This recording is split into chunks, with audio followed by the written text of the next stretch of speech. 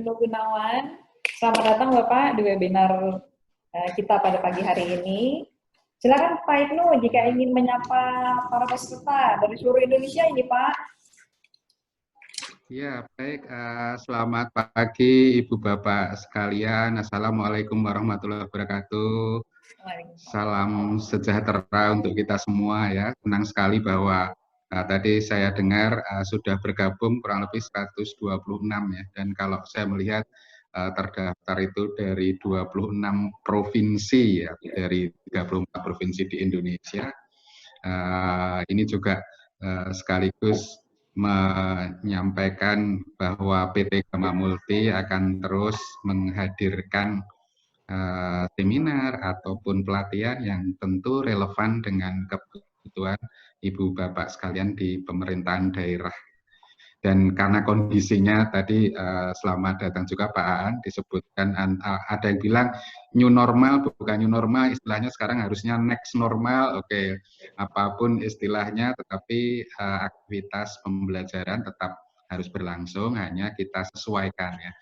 Sekarang kita harus terbiasa dengan media seperti ini dan mungkin akan menjadi keniscayaan kegiatan pembelajaran, pelatihan akan memanfaatkan teknologi video conferencing seperti ini. Karena saya juga tidak bisa membayangkan Indonesia terdiri dari 34 provinsi atau pagi hari ini terdaftar 26 provinsi tanpa bantuan teknologi, perlu waktu dan energi, serta tentu dengan juga sumber daya atau biaya berapa kalau harus menjangkau ya.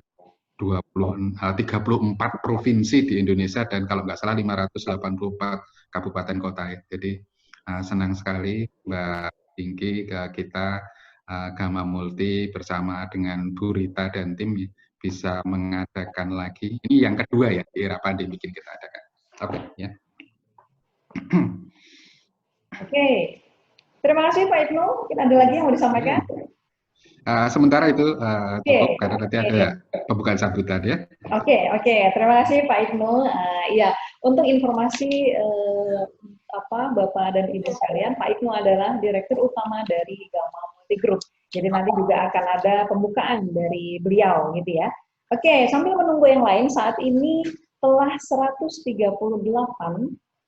peserta yang join bersama kita di webinar pada pagi hari ini. Dan saya infokan kembali, tadi sudah ada 13 orang yang telah share ke kita tentang kondisinya di Pemda masing-masing. Jadi ada yang dari Papua Barat, Bali, Pati, Probolinggo, lalu juga ada Riau, Sulawesi, Jambi, dan sebagainya. Nah, makanya ini mumpung belum dimulai, kita masih menunggu Prof. Mardiasmo. Sebelum kita mulai, kita juga masih bisa sharing. Atau mungkin jika ada pertanyaan seperti yang tadi Ibu Diah tanyakan ke kita, ke tim, boleh disampaikan saat ini. Oke, silakan.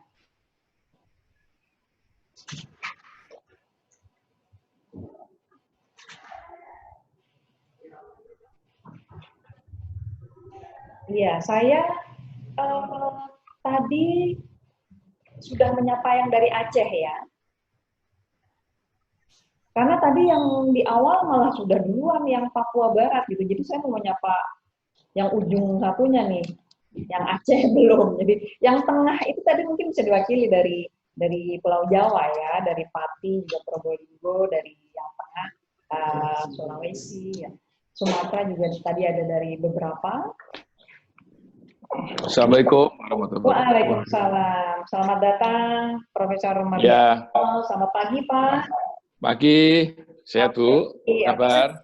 Sehat, alhamdulillah. Oke. Alhamdulillah ya. Oke, Profesor Mardiasmo telah hadir bersama kita, Bapak Ibu sekalian.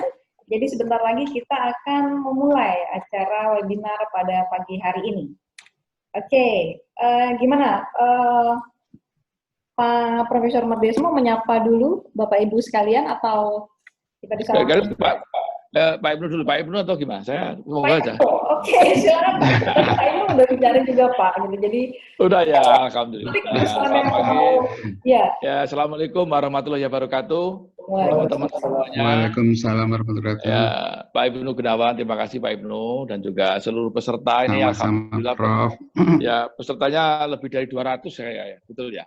Betul, Pak. Atau ya dan juga sebagian besar dari Pemda, terutama provinsi dan kabupaten kota dan juga dari inspektorat ya. Ya alhamdulillah nanti kita bisa tukar pikiran lah, bisa diskusi, bisa silaturahmi ya, sama-sama memberikan ide yang terbaru saya kira. Demikian Bu, nanti kita bicarakan kira-kira sehingga bisa kita langsung kepada substansinya. Terima kasih, sampai ketemu untuk kita saling sharing ya. Oke. Terima kasih. Oke, Dan juga terima kasih.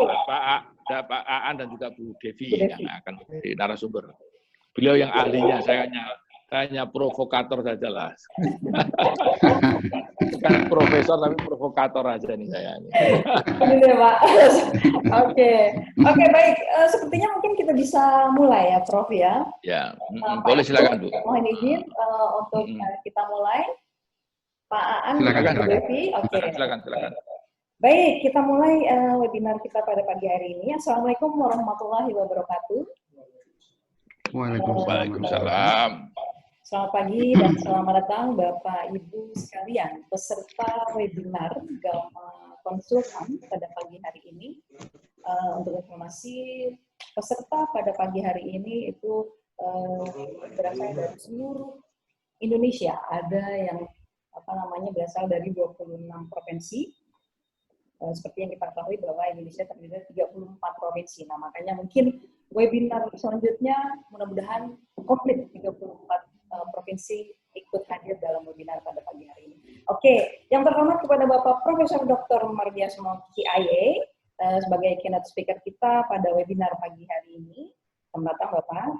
Lalu kemudian yang terhormat kepada Bapak Dr. Andes Ibnu Gunawan, MM, selaku Direktur Utama Gama Multi Group.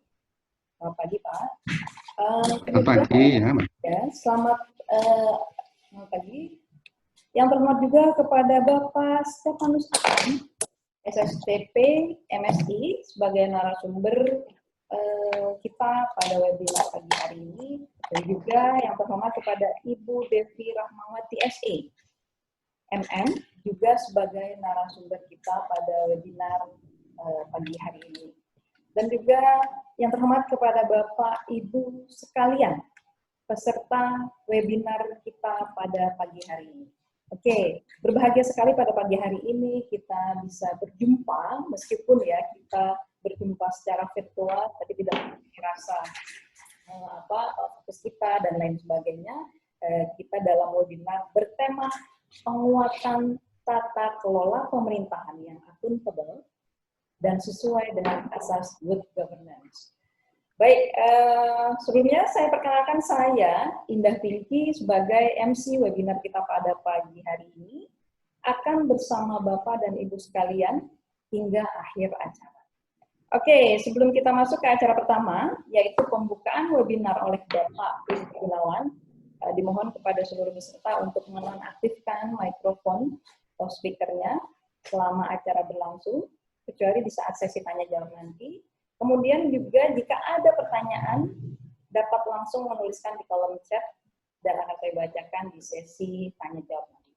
Oke, baik, kita langsung saja kita masuk ke acara pertama webinar kita pada pagi hari ini, yaitu pembukaan webinar oleh Bapak Dr. Andes Ibnu Gunawan MM, selaku Direktur Utama Gama Multi Group.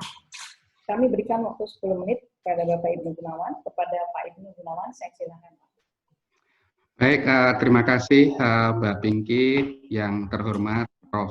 Mardiasmo, yang terhormat juga Bapak Stefanus Aan, Ibu Devi Rahmawati sebagai narasumber kita kali ini, dan juga Ibu Bapak peserta webinar ya, yang saya lihat mayoritas berasal dari inspektorat dari 26 provinsi ya, 76% berarti dari seluruh provinsi di Indonesia mendaftar. Senang sekali rasanya. Assalamualaikum warahmatullahi wabarakatuh.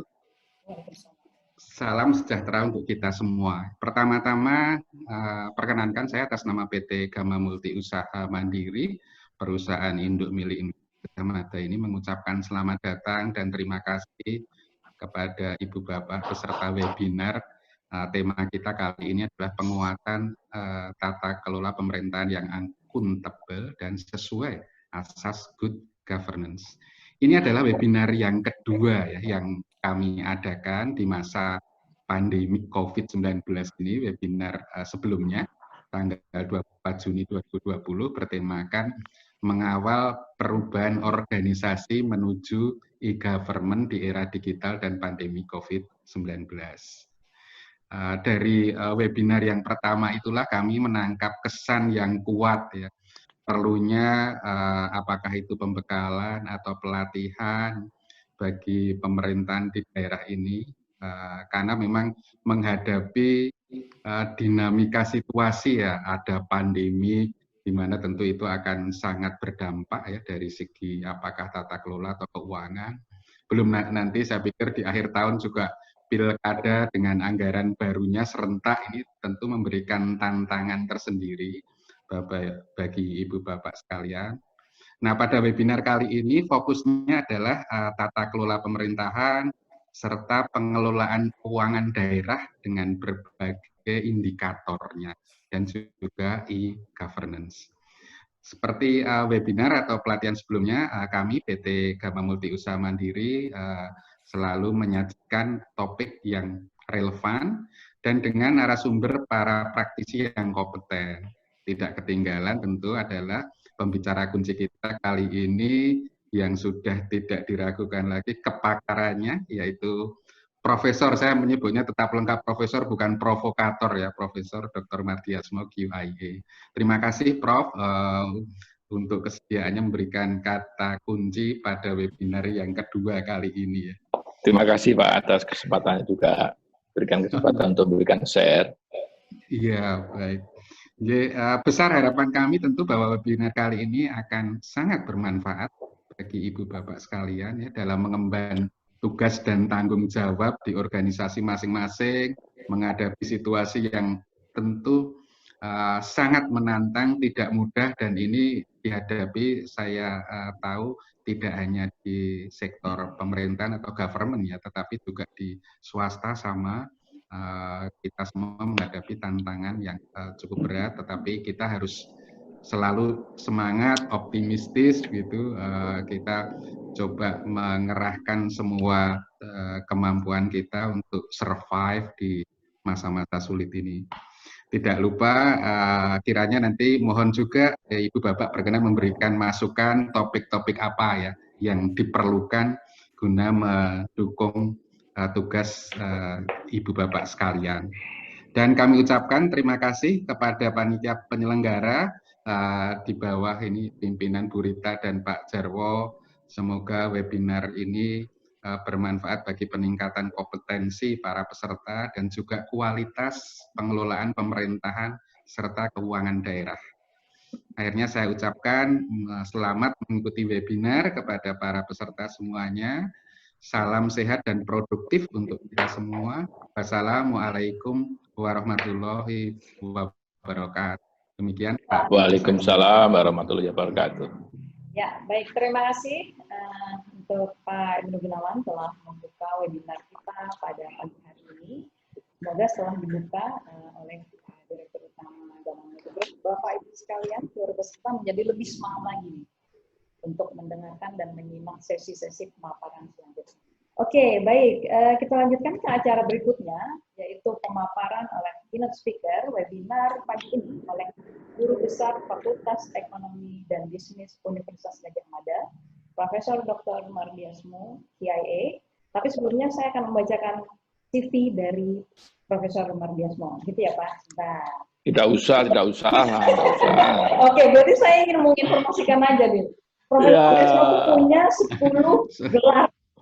Saking panjangnya saya nggak bisa bacain, Pak, gitu. Jadi nanti saya akan share linknya untuk Bapak dan Ibu sekalian tentang CV dari Prof. Mardiasmo. Oke, saya bacakan sedikit ya, yuk cuman. Oke, baik. Oke, di sini Profesor Mardiasmo, MBA, PhD dan lain-lainnya adalah Ketua Komite Pengawas Perpajakan Kementerian Keuangan RI periode 2019 sampai 2022.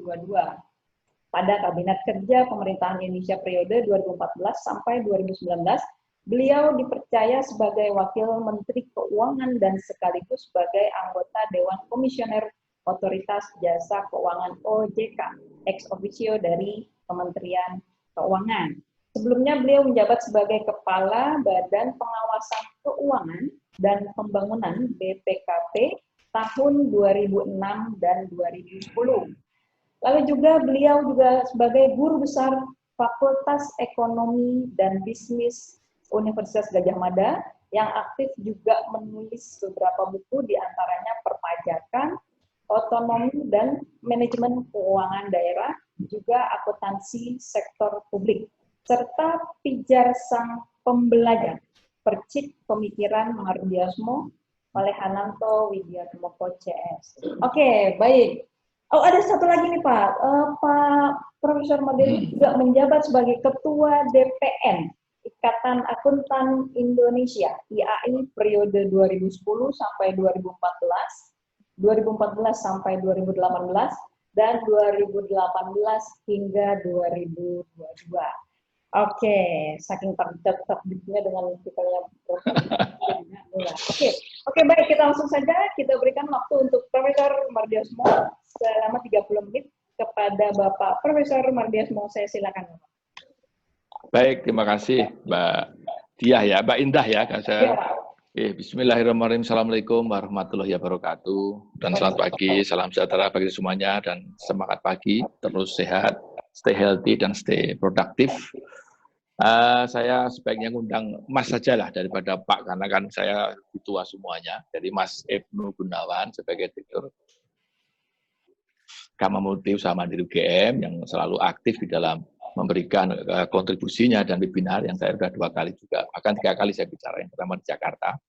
Dan juga Bu Rita dan Pak Jarwo yang sudah dan saya punya utang pada Pak Jarwo ini karena belum ngirim bukunya, lupa terus ini karena kemarin baru aja mantu Pak Jarwo, mohon maaf ya, mohon maaf. Oh iya. Dan juga Selamat, narasumber, matur nuwun. Narasumber saya Mas Stefanus Aan atau saya panggil Aan, dan juga Mbak Devi Rahmawati atau Mbak Devi. Ya. Ini Mbak Devi seperti anak saya yang ketiga yang baru aja saya mantukan kemarin. Baik, saya kira teman-teman dari 26 provinsi se-Indonesia dan juga kabupaten kota, dan terutama teman-teman inspektorat, teman-teman seperjuangan seluruh di Pemda ini, ada beberapa yang ingin saya share. Yang pertama memang topik pada pagi hari ini, penguatan tata kelola pemerintahan yang accountable dan sesuai dengan asas good governance, itu memang topik yang sangat penting dan urgent. Kenapa? Karena era baru sekarang ini, mungkin slide-nya bisa ditayangkan ya, era baru yang menantang, kalau saya katakan yang menantang atau challenging ini, challenge pandemi COVID-19 ini perlu tatanan baru, ya, new norm gitu ya, tatanan baru. Nah, terus saja Mbak, slide-nya, perlu tatanan baru. Nah, tatanan baru ini nanti bisa dikatakan masa transisi, masa recovery. Jadi sebenarnya masa recovery lebih cocok, karena masa recovery setelah kita kena pandemi itu recovery ada masa new normal gitu ya, new norm gitu. Nah, dan juga yang perlu saya sampaikan pada pagi ini adalah bisnis proses ya, yang baru semuanya. Terutama saya ingin menyoroti teman-teman dari pemerintah, sama-sama dulu saya juga birokrat di internal birokrasi, nanti akan saya sampaikan bisnis proses apa yang seharusnya dilakukan, dan juga yang penting sekarang masyarakat. Ini menunggu betul kehadiran para pemerintah, termasuk pemerintah daerah, terutama untuk layanan yang diberikan pada masyarakat. Masyarakat sangat dibutuhkan, sangat membutuhkan layanan seperti itu. Coba yang pertama, yang next slide. Slide berikutnya bahwa kita ini dalam melakukan perubahan tatanan baru tadi, bisnis proses yang baru tadi, pada masyarakat ada 2 program utama. Yang pertama, jelas sekarang ini masyarakat membutuhkan program pemulihan kesehatan masyarakat. Artinya masyarakat membutuhkan percepatan ya. Ini oleh karena itu juga sekaligus sedikit nyendel teman-teman birokrasi. Mbok Iyao gitu ya, seperti arahan Bapak Presiden ya, bagaimana percepatan akselerasi pemberian insentif, terutama kepada para nakes ini, tenaga kesehatan, apakah dokter ahli yang melakukan operasi, perawat dan sebagainya yang sudah berjibaku di lini pertama untuk menyelamatkan pasien-pasien yang kena terdampak pandemi ini, mestinya sudah segera diberikan insentif, diberikan makanan yang bergizi, kesehatan, tempat, dan sebagainya. Dan juga bantuan-bantuan sosial, bantuan pada pemerintah yang sudah dianggarkan baik dari APBN atau APBD, misalnya kebutuhan barang habis pakai, peralatan, APD, fasilitas puskesmas, di RSUD. Jadi ini termasuk bantuan ke pasien yang terkena virus corona dan sebagainya. Ini perlu segera dilakukan supaya masyarakat segera pulih terhadap kena dampak pandemi COVID-19 ini yang sekarang masih berlangsung. Ini segera dieksekusi karena di APBN sudah ada, di anggaran di Kementerian Kesehatan, di APBN, di Dinas Kesehatan di daerah, itu saya kira sudah semua dianggarkan, tinggal bagaimana eksekusinya. Dan di sini saya kira hadir banyak teman-teman dari BPKP, Inspektorat, itu mari sama-sama gotong royong untuk mengawal agar sense of crisis-nya itu jalan di mana-mana. Sense of crisis. Kondisi extraordinary masyarakat itu juga jalan. Ya, kondisi yang tidak normal di masyarakat itu juga semua merasakan. Jadi teman-teman BPKP, Inspektorat, semua BAKD, temannya Mbak Devi, itu juga semua berusaha sebaik mungkin agar program yang sudah dicanangkan dan dana yang sudah dianggarkan, yang sudah dibahas bersama, segera dieksekusi. Inilah perlunya nanti debirokratisasi, percepatan, akselerasi, agar dana itu masuk ke sana. Nanti kalau ada pertanyaan akan saya akan saya coba jawab kalau ada yang menyinggung itu. Yang kedua adalah program pemulihan ekonomi masyarakat. Itu juga tidak kalah pentingnya. Ini paralel, ya, jangan didikotomikan. Paralel, karena masyarakat, baik masyarakat yang terkena dampak pandemi yang kena maupun keluarganya atau masyarakat pada umumnya, masyarakat itu bisa sebagai masyarakat pada umumnya, bisa sebagai pengusaha UMKM, bisa sebagai pemberi kerja, bisa sebagai karyawan, itu semua juga membutuhkan bagaimana perputaran roda bisnis masyarakat. Perputaran roda bisnis masyarakat UMKM itu harus jelas. Nah, perputaran itu kan membutuhkan dana. Apakah dana itu berupa bantuan sosial, dana itu berupa hibah, dana itu bisa berupa jaminan sosial, bantuan tunai langsung, insentif, relaksasi, itu segera semua diberikan lah, semua dikucurkan, termasuk para perbankan juga menyalurkan kreditnya. Ya, kreditnya mereka membutuhkan dana yang murah, memberikan investasi ke masyarakat. Jadi ini dana yang sudah ada ini Bapak Ibu sekalian itu baik untuk kesehatan masyarakat segera disampaikan, diberikan semuanya, dan juga kepada masyarakat pada umumnya. Karena dampak pandemi saya sudah sampaikan di webinar yang lalu saya kira bahwa dampaknya itu berbeda dengan kondisi krisis 98, 2008, itu adalah berbeda. Kalau dulu yang kena itu para pengusaha yang besar, para bankers misalnya. Tetapi kalau sekarang justru yang kena itu yang dampak langsung itu adalah mereka masyarakat yang tidak dapat uang, yang istilahnya kalau tidak dapat bekerja harian ya tidak dapat buruh harian lepas. Ya mohon maaf seperti tukang beca, yang jualan di pasar. Ya kalau dia tidak bisa jual di pasar kan dia tidak dapat penghasilan. Padahal kemarin PSBB atau semi lockdown, artinya tidak boleh keluar, harus stay at home. Ya kalau stay at home berarti kan dia tidak dapat dana sama sekali. Dan ini sudah 2 bulan, 3 bulan berlangsung mulai bulan awal Maret. Sekarang mereka dananya sudah habis. Dulu mungkin bisa tabungan, dulu mantap lah makan tabungan. Tapi makan tabungan sampai berapa lama? Dan waktu saya pernah webinar di seluruh BPD se-Indonesia, mereka itu waktu stres test terhadap keuangan BPD, kemampuan dana di perbankan daerah itu hanya sampai Desember. Jadi harus ada stimulus ya, pemberian dana. Itu Kementerian Keuangan Bu Sri Mulyani kan memberikan dana langsung kepada Himbara.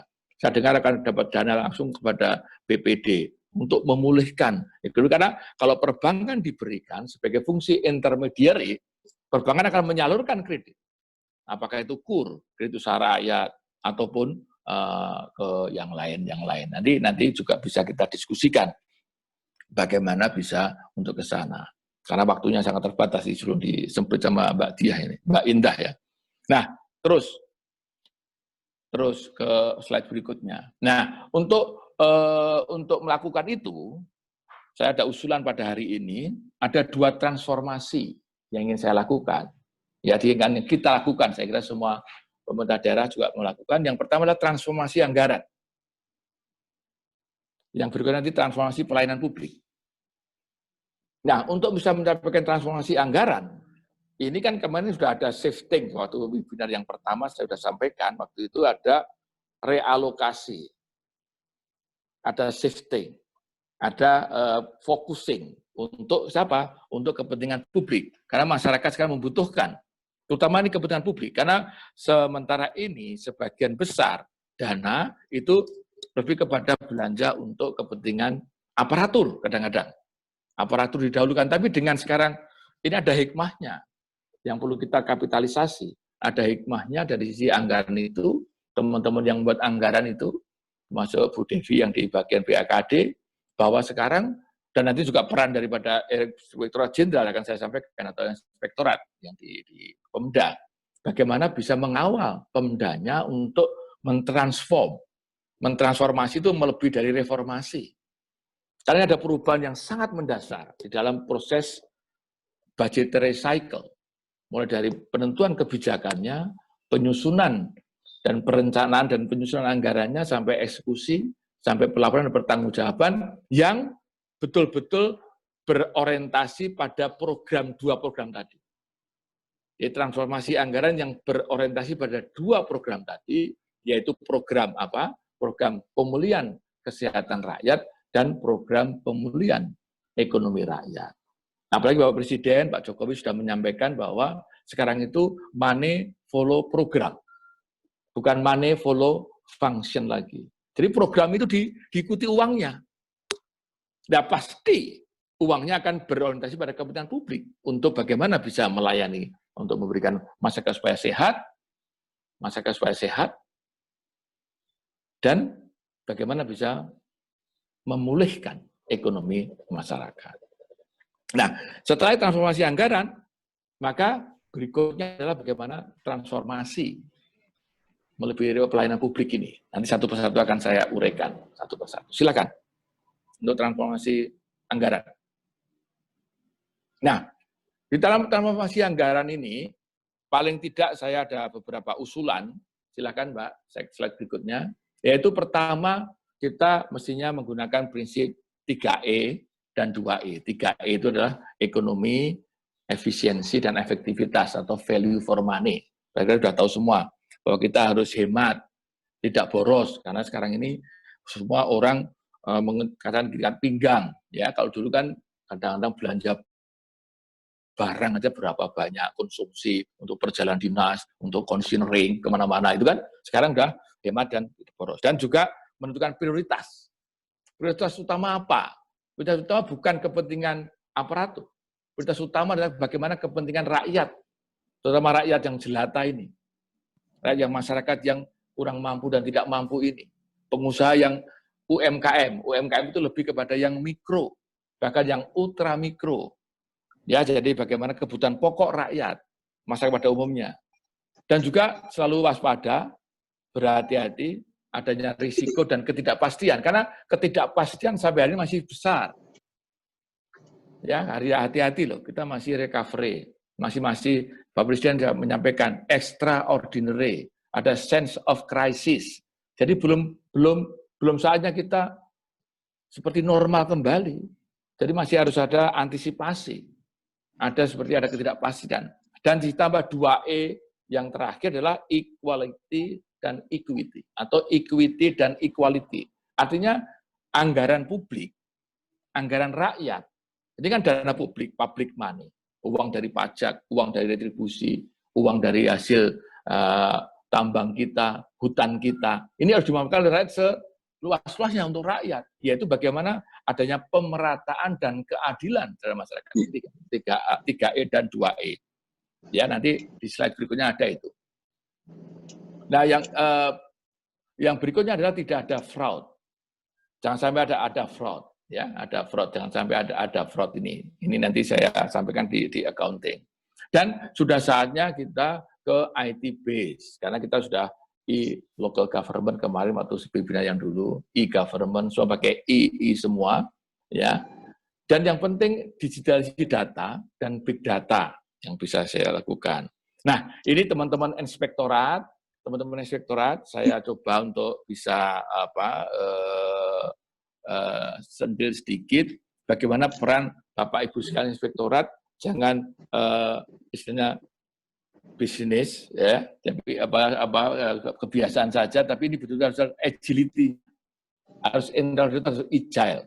Agile itu apa? Kalau bahasa Jawanya cekatan, ya, cekatan, dan juga harus bisa memberikan suatu akselerasi, jemput bola, ya, proaktif, mendampingi para pimpinan agar betul-betul peran internal auditor tadi yang di slide berikutnya sebagai trusted dan sebagainya itu bisa jalan dengan baik.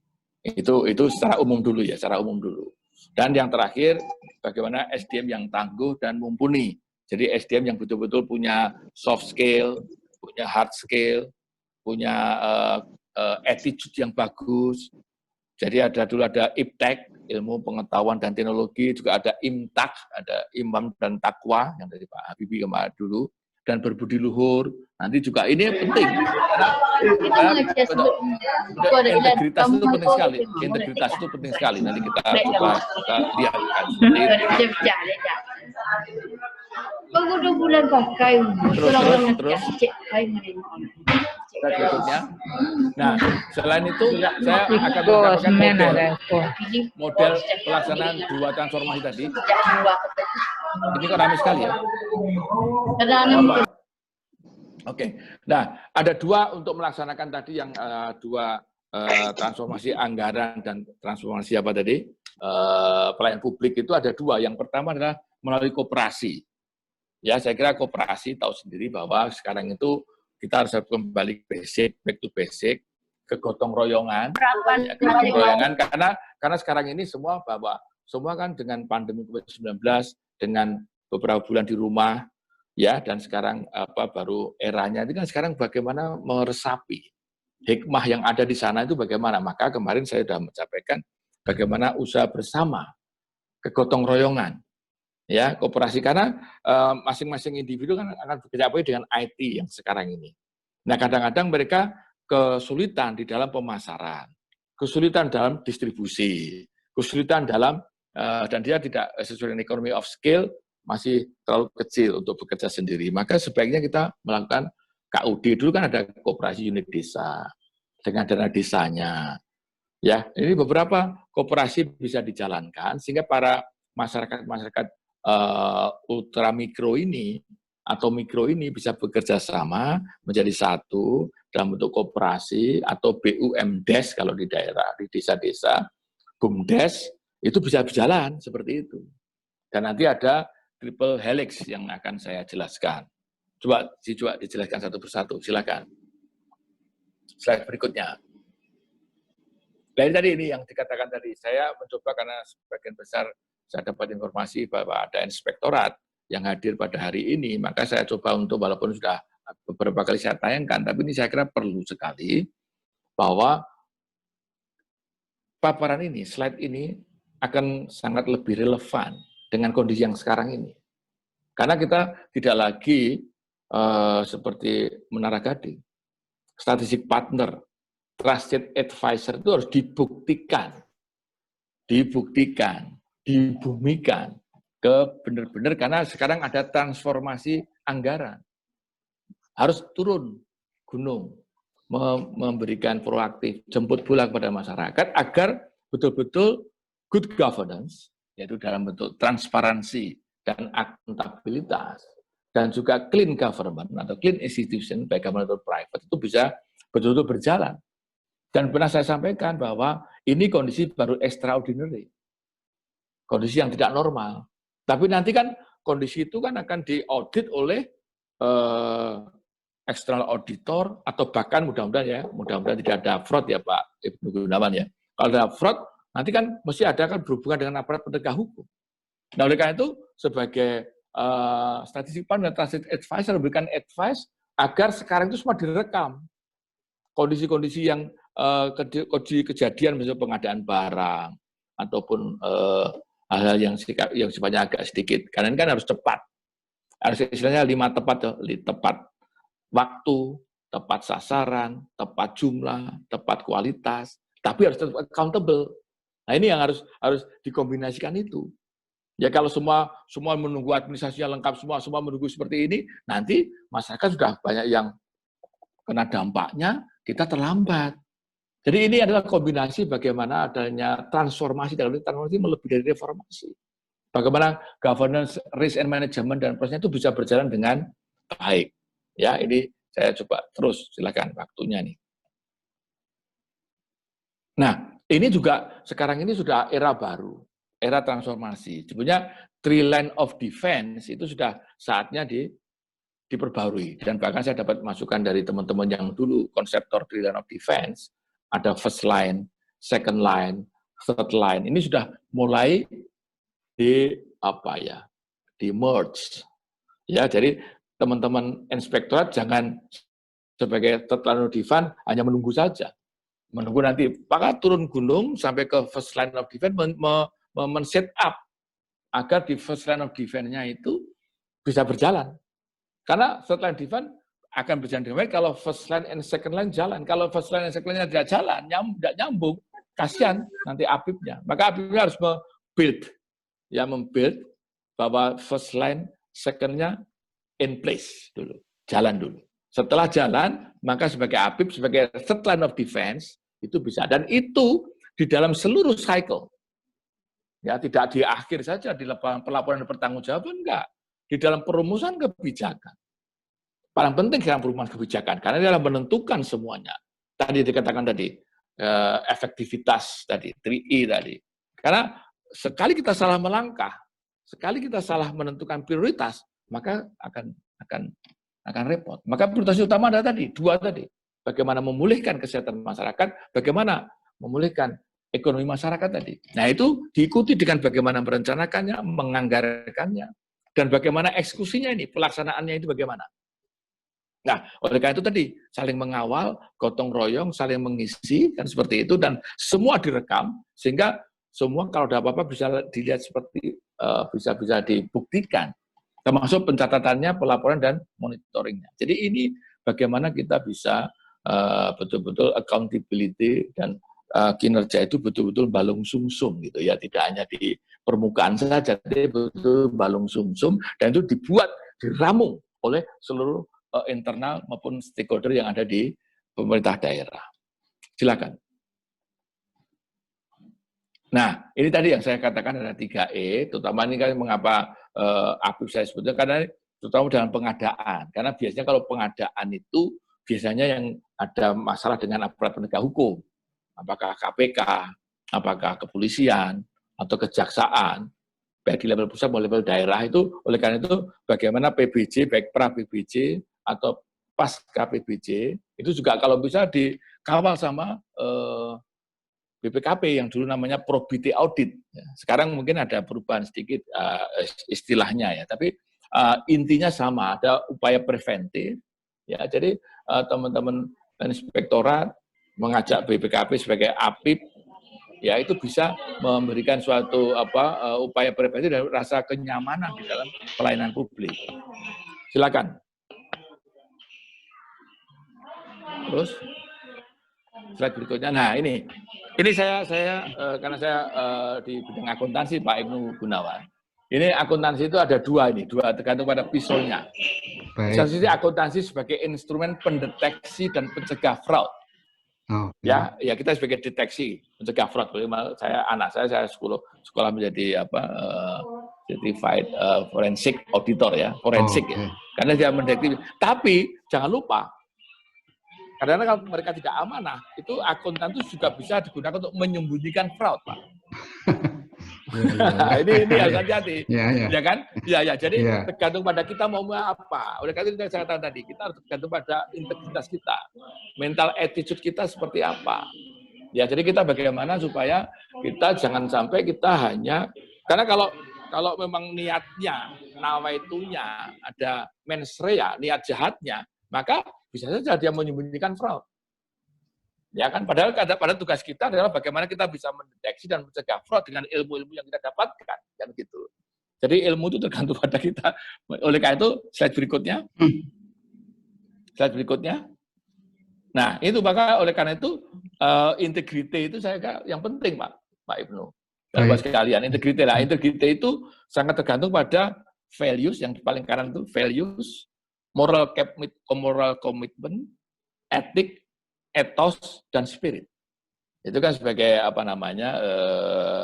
salah satu bentuk integritas itu seperti apa. Ya, jadi bagaimana dia bisa meng-value organisasi, value pemuda, moral commitment ini penting sekali. Etika di birokrat, etika bisnis, ethos kerja, spirit kerja, apalagi ini sekarang work from home. Work from home itu kan lebih banyak kepada remote working kan. Oleh karena itu inspektorat juga saya serahkan jadi remote auditing juga. Jadi mulai dengan jarak jauh. Nah, kalau nanti integriti itu sudah bisa berjalan dengan baik dan insya Allah profesional dengan pengalaman workability jadi integrity plus workability itu menjadi suatu profesional. Orang yang profesional adalah orang yang punya kemampuan, ya, punya kemampuan baik yang substansinya mumpuni tadi. Dan punya integritas, itu akan memberikan strong performance. Nah, strong performance-nya itu ada di mana? Ya untuk kinerjanya. Karena yang menilai siapa? Menilai masyarakat. Ya, silakan.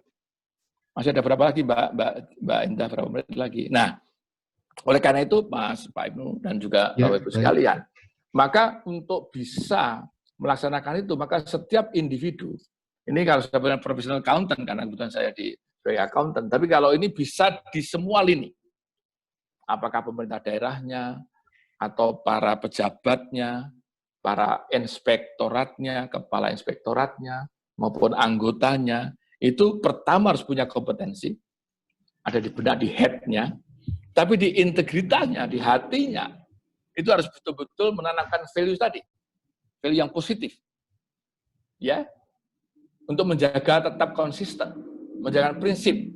Jadi orang itu punya prinsip, punya standar, punya kode etik. Itu disebutkan yang pertama do the best, yang kedua walk the talk.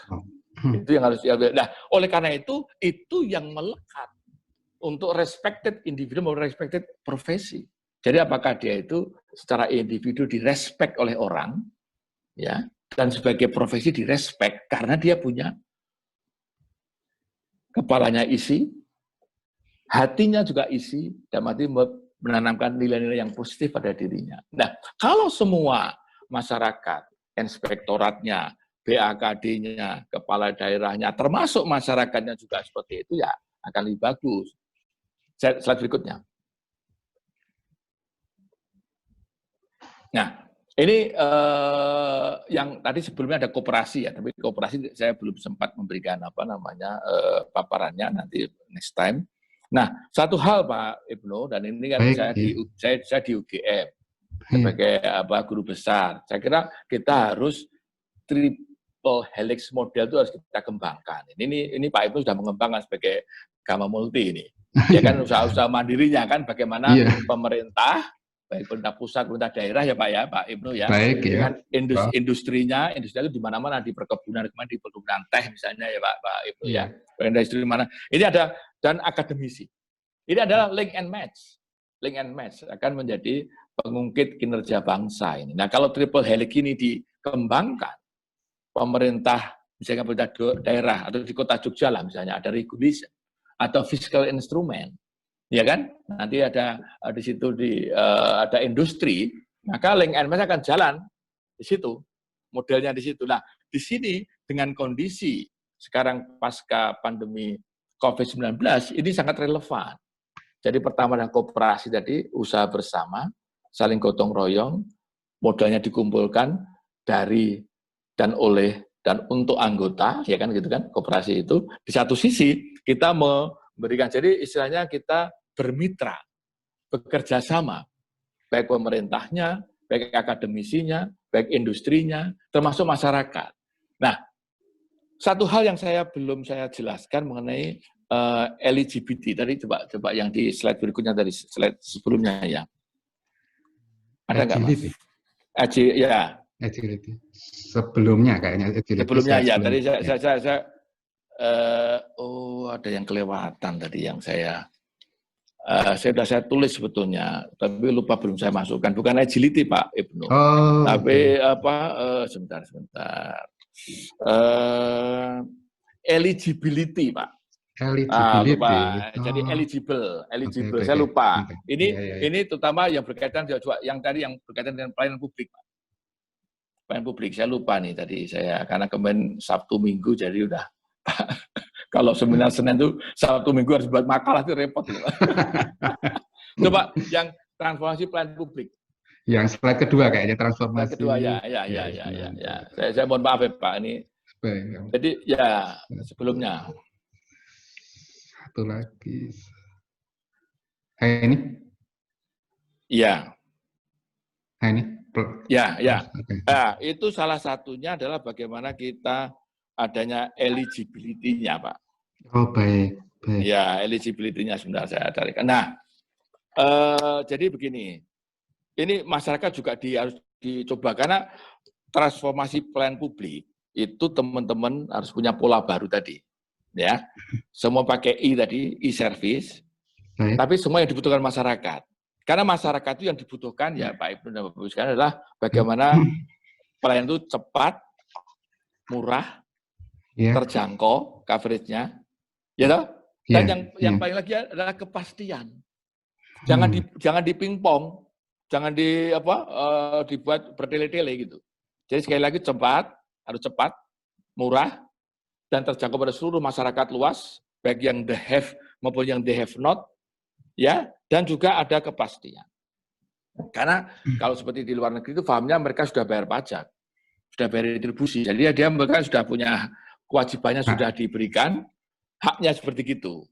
Ya Pak ya, jadi karena apa? Karena masyarakat itu, termasuk transportasi anggaran itu, dia punya 3 hak ya. Right to know, right to be informed, dan right to be listened to. Jadi ada hak untuk mendapatkan informasi, hak untuk dapat mendapatkan mengetahui apa yang terjadi di pemerintah daerah, dan hak untuk didengar pendapatnya. Jadi transportasi anggaran juga mestinya kan ada yang mendengar apa untuk masyarakat, untuk misalkan kita fokus kepada mereka yang ahli di bidangnya, misalnya di bidang kesehatan diundang, kira-kira anggaran ini untuk ini kemana? Ahli transformasi misalnya untuk pelayanan untuk perhubungan. Jadi right to be informed, right to know, and right to be listened to, itu juga harus diberikan kepada masyarakat. Ini kepada masyarakat, apalagi sekarang kan di kondisi pandemi. Karena supaya pemerintah hadir, baik melalui anggarannya mau pelayanan publik. Nah, sehingga untuk kondisi yang sekarang, transformasi pelayanan publik ditambah lagi kalau bisa tidak perlu tatap muka. Fisik dikurangi, ya kan Pak? Fisik dikurangi, ya betul dikurangi. Nah, oleh karena itu dengan e-service, saya kira saya lihat di pemerintah daerah di kota Yogyakarta sudah banyak transformasinya supaya semua. Jadi mereka sudah dan masyarakat juga harus dididik teori antrian juga. Oleh karena itu eligibility itu adalah orang yang sudah berhak Pak Ibnu, yang eligible yang seperti apa? Yang sudah berhak mendapatkannya ya harusnya didapat, yang sudah memenuhi syarat ya sudah segera diberikan haknya. Tidak perlu ini Pak, ini saya di pemerintah kadang tidak perlu kita punya koneksi dengan pejabat. Tidak ada misalnya karena saya kenal dengan pejabat tertentu saya dipercepat. Jika kalau bisa tidak ada prioritas pada orang tertentu. Semua sama. Haknya semua sama. Ini kalau kita ke luar negeri, teman-teman luar negeri kan kalau antri kan cepat semua. Karena apa? Yang memberikan antrian juga tidak akan melihat. Apalagi dia kalau mau menyuap, wah. Kan sekarang ada manajemen suap, Pak. Pedoman sistem manajemen anti penyuapan. Ya kan? Iya. Karena yang yang memberi akan kena. Yang suap itu, ya kan? Iya, ada standarnya. Ada standarnya, tidak boleh niap. Dan apalagi kalau misalkan dia antrian beli tiket misalnya, dulu masih itu ya, masih long queue ya. Kalau sekarang kan semua pakai e-tiket. Online. Dulu ya online semua. Dulu kan panjang, tapi tahu-tahu orang karena tidak tahu kedekatannya atau merasa dia udah bayar atau gimana, tidak tahu apa, itu dia nyelonong ke depan, itu tidak boleh lagi kan seperti itu. Jadi kita eligibility itu terutama di luar negeri itu sudah sangat bagus. Kalau dia sudah punya hak misalnya untuk dapat keringanan, hak untuk pelayanan, dia dapat bantuan tunai langsung, ada orang miskin, dia sudah diberikan haknya tanpa harus mendekati kedekatan dengan keluarganya, pejabatnya, ataupun koneksinya. Jadi tidak ada prioritasnya. Budaya antri harus diterapkan sesuai dengan prosedur semuanya. Tidak ada like and dislike, dan tidak ada dipingpong dan uncertainty. Nah, ini barangkali karena masyarakat selain cepat, murah tadi butuh kepastian, Pak. Kepastian aja. Jadi kalau kondisi yang dikatakan yang topik pada hari ini, misalnya semua dilaksanakan, transfer anggaran juga diperbaiki dengan baik tadi yang saya sampaikan, transformasi pelayanan publik juga dimulai baik di internal birokrasinya, eager to spend juga lebih bagus lagi dengan rambu-rambu yang jelas dan didampingi oleh teman-teman BPKP, inspektorat, sehingga insya Allah aman semuanya, tapi ada eager untuk spending semuanya, diberikan semuanya, masyarakat dididik supaya eligibility-nya juga jalan, ya, sehingga semua berjalan dengan baik. Kalau berjalan dengan baik, ya insya Allah pandemi ini segera hilang, musnah dari dunia, termasuk Indonesia, termasuk di Jogja, termasuk di 34 provinsi, atau 26 provinsi yang hadir, sehingga sudah kondisi normal kembali, masyarakat sehat semuanya, pemulihan ekonomi berjalan, dan semua bisa berjalan dengan baik, insya Allah sesuai dengan harapan kita. Jadi sila kelima Pancasila, keadilan sosial bagi seluruh Indonesia, ya, dan Indonesia bisa terwujud dengan baik. Saya kira demikian Mbak Indah, Mbak MC, moderator yang bisa saya sampaikan untuk memberikan provokator. Memberikan provokasi terhadap diskusi pada hari ini. Kalau ada hal yang ingin ditanyakan, silakan. Terima kasih. Assalamualaikum warahmatullahi wabarakatuh. Waalaikumsalam warahmatullahi wabarakatuh. Oke, terima kasih Prof. Mardiasmo untuk sharing wawasan dan ilmunya buat kita semua. Ini sepertinya tadi penting semua ya, jadi memang yang di-highlight ini banyak banget gitu. Jadi mengingat waktu juga sudah pukul 9.45, maka mungkin kita bisa masuk ke sesi tanya-jawab aja ya, Prof. Boleh. Jawab ya. Oke, baik. Mungkin Bapak dan Ibu sekalian, jika ada yang ingin ditanyakan, bisa langsung raise hand. Atau juga di sini ada yang sudah saya tangkap. Mungkin saya bacakan gitu ya. Untuk silakan. Juga. Oke, di sini dari Pak Ali. Di sini tertulis Ali gitu ya. Mohon izin Bu, kami bertanya, mohon pencerahan terkait dengan kewajaran harga. Apakah cukup dengan dibuktikan dengan surat keterangan dari penyedia, atau harus ada melibatkan pihak agen produksi? Gitu pertanyaannya, Prof?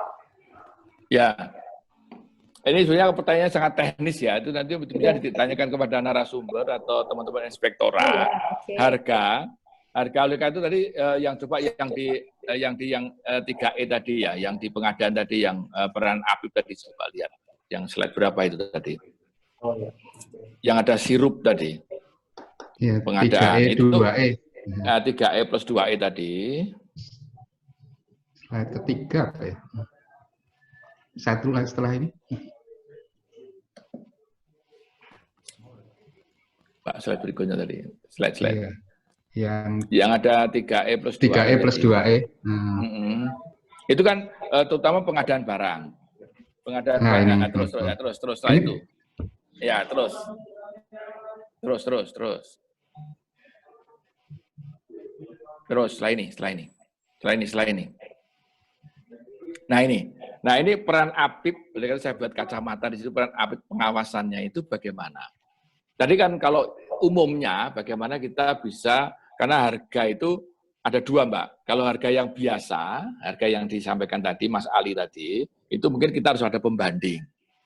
Harganya ada pembanding. Pembandingnya bisa 1, 2, dan 3. Supaya kita tidak hanya satu saja seperti itu. Dan itu mesti ada dokumennya di dalam perencanaan anggarannya. Nah, tetapi kalau itu dalam kaitannya dengan pengadaan barang dan jasa, harganya yang normal, itu yang saya selalu sampaikan Pak Ibnu, HPS atau owner estimate, itu yang menentukan siapa.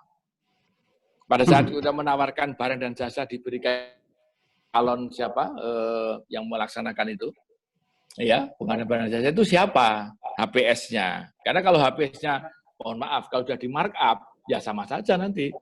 Apakah itu mau menggunakan e-procurement atau menggunakan tendering kontrak, atau yang dulu ada di dalam ilmu saya itu ada CCT, Competitive Compulsory Tendering Contract. Ya. CCT, Competitive Compulsory Tendering Contract. Itu adalah suatu norma bagaimana semua itu harus ditenderkan. Tidak boleh tunjuk langsung. Kalau ditenderkan apa? Supaya mereka dapat harga yang wajar. Nah, harga yang kalau dilihat kan dalam pengadaan mungkin apakah harga yang murah atau harga yang wajar seperti itu. Nah, pertanyaannya pada saat kita menentukan harga wajar kan sudah ada yang namanya HPS. Atau lah itu yang menentukan siapa. Nah, waktu itu saya coba usulkan bagaimana kalau itu direview oleh inspektorat sebagai apa? Trillion of Defense. Apakah jadi inspektorat tidak boleh masuk di situ. Ya kan? Dia jurinya. Untuk bisa menentukan pengharganya wajar atau tidak. Oleh karena itu harus ada engineering estimate-nya atau macam itu secara teknis ya. Jadi seperti apa. Jadi dan nanti ada teorinya ada 1 amplop, 2 amplop, supaya itu BPKP yang tahu lah bagaimana nanti ada for control plan-nya dan sebagainya. Yang penting bagaimana harga itu menjadi harga yang baik dan wajar. Nah, terus ada pembandingnya. Dan di dalam berita acara, karena saya kadang-kadang sering waktu ada waktu di BPKP pada saat gelar perkara, kalau ada apakah ada mens rea-nya, itu pada saat menentukan harga, pada saat menentukan speknya itu apakah sudah ada keinginan untuk memenangkan pihak tertentu. Ya, kalau di dalam speknya, dalam dokumen itunya sudah dimasukkan di situ sehingga yang menang pihak-pihak tertentu, berarti sudah ada mens rea-nya. Ya, ada niat jahatnya karena sudah semacam penunjukan langsung walaupun dibungkus dengan tender. Nah, itu harus hati-hati betul. Jadi kita lebih karena saya accounting maka substance of a form yang diutamakan, bukan form over substance. Substance-nya apa? Utamanya apa? Dapat harga yang terbaik, the best price untuk kondisi yang ada di sana, kan seperti itu. Gitu ya Mas Ali ya, atau Pak Ali ya, yang bisa saya sampaikan nanti kalau detailnya biar teman-teman dari Mas Aan atau Mbak Devi yang bisa menambahkan. Ada yang lain silakan. Oke, terima kasih Prof. Ini waktunya juga sudah jam 9.49, tapi kita berikan satu pertanyaan lagi ya Prof ya. Boleh. Oke, baik. Ini di sini sebenarnya ada beberapa pertanyaan lagi. Saya akan bacakan dari Pak Yayat Hidayatullah. Pada masa pandemi ini, apa saja kebijakan yang harus diambil dalam pengadaan barang dan jasa karena keterbatasan supplier di daerah? Monggo, Prof.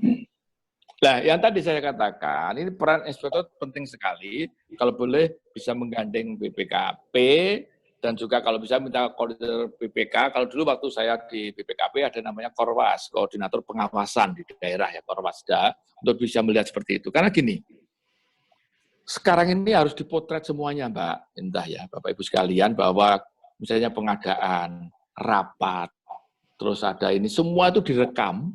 Kalau ada CCTV, semua dokumen digitalisasi dari semuanya. Karena apa? Karena kalau kita misalkan pengadaan sekarang harus cepat, ya terus nanti di masa normal setahun yang lain, dengan loh kok harganya kok jadi seperti ini, kok rada aneh ini.